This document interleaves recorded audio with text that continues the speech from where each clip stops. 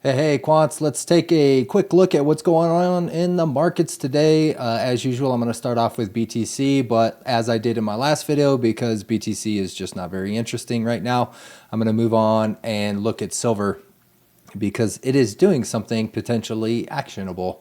And so just starting off with BTC here, we have the kind of this same channel that's just been filling out. No real action there. It looked like we got up to a little over 90,000 on Sunday, and then price just dumped somewhat this morning. This candle, what do I have my time zone set at? Yeah, it looks like this is the Monday candle. It must have ticked over last night when I was looking at it because I thought that it was at 90,000 last night, which probably was true, but then the market had probably just ticked over or something. So all that said, looks like all those gains were given up so far today. Nothing really looking too good here or interesting, so to speak. The only thing I would say is on the same way that I might look at something as like a bullish reset, and that would be if price action continued to go sideways, and then we saw the oscillators, if they were high at that time, they kind of cooled off. Then you have more energy left in the oscillators to potentially run high again. So then that could potentially give you more energy or more the ability to have more momentum going upwards. And the long side, you can play that on the short side as well. And so right now, it looks like that could potentially happen here if these oscillators just slowly grind up and price just goes sideways. Then you'd have the potential of going either direction. Right now, I don't think there's anything too definitive here because we're sitting kind of right in the middle of where this oscillator will generally oscillate. And then if we're looking at the stochastics, and then for the MACD, if it gets up to 0, it's kind of in the neutral zone, right? And so you have essentially the equal amount of energy going up or down either way. And that, I haven't really, I'm not saying that's a science, I guess, other than the fact that that's the math behind those oscillators. It doesn't mean that scientifically it's necessarily going to go one way or the other way with more energy. It could also just continue going sideways, which is going to continue to bore everybody as it already has. But just as the same way when we're going up, if we get a little bit of a basing, that could be enough to give it enough to be able to then drop it down, as opposed to what myself and a lot of other people I've heard talking about is seeing the price get a counter trend rally. I did say this when I first started talking about this as well.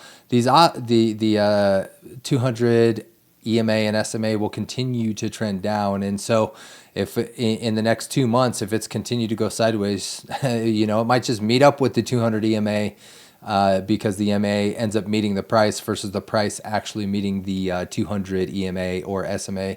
And so in that case, you would still get that 200 EMA SMA touch that I'm looking for before we continue down further. So there is that for the Bitcoin market. Let's go ahead and jump over to silver. And so the reason I wanted to bring up silver was I did mention that ATR that was shared on Twitter. If you would have put that ATR, used that ATR as your stop loss, you would have exited some of the position already. And again, that's, considering the run that this has been on so far, depending on where you caught this, you're probably hugely in profit. And so there's, no shame in capturing some of that gain. If you're just following the straight up master strategy, so if I turn this off, that you will be experiencing potentially the negative side of a longer trend following strategy, which is this is not going to turn over, meaning the 8 and the 21 are not going to cross here for some period, and that your price could drop quite a bit farther. And so in terms of not giving up those gains, if you want to use something like an ATR, I think that's a good idea, considering how many gains how high or fast silver has run here. Another couple of things is using GAN, which I called out before. So we're not there yet. If you're going to use that, it looks like it'd probably be catching the 21 EMA about the same time that the as it would be breaking this last pivot low if you're using the 1 day or 1 bar swing indicator on the 1 day time frame. And so those are still in play if you're using those. And then another thing is simply using the closes, right? So we could wait and see how this price closes. So there's another kind of a euphemism that is the beginners control the open and the professionals control the close.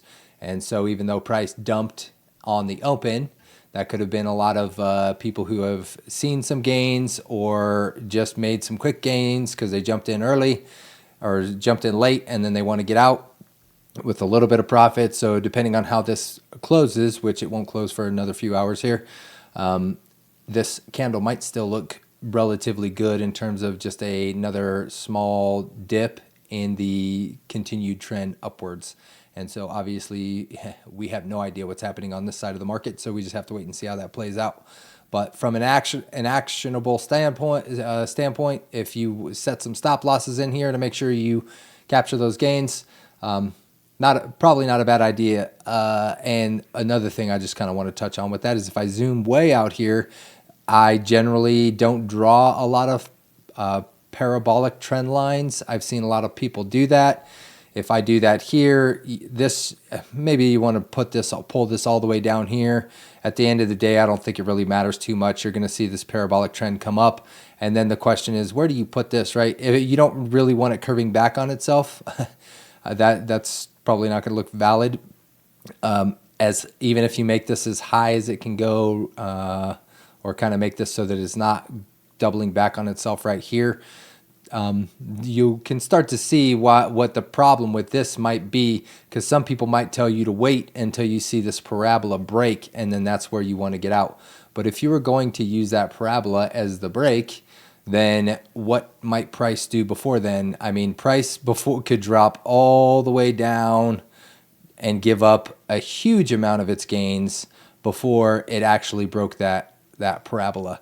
I'm not saying that's what's going to happen. I don't think that's what's going to happen. However, I do believe that just based on looking at markets over time, when you see these crazy gains, you'll also see pretty steep pullbacks. And so it might not be a bad idea to just put in some stops, get some profit in, and then if price does pull back a little bit farther, go ahead and take, even if it's not that much farther, right? Go ahead and redeploy some of those gains after we've gotten a drop if you believe the price is going to continue going up.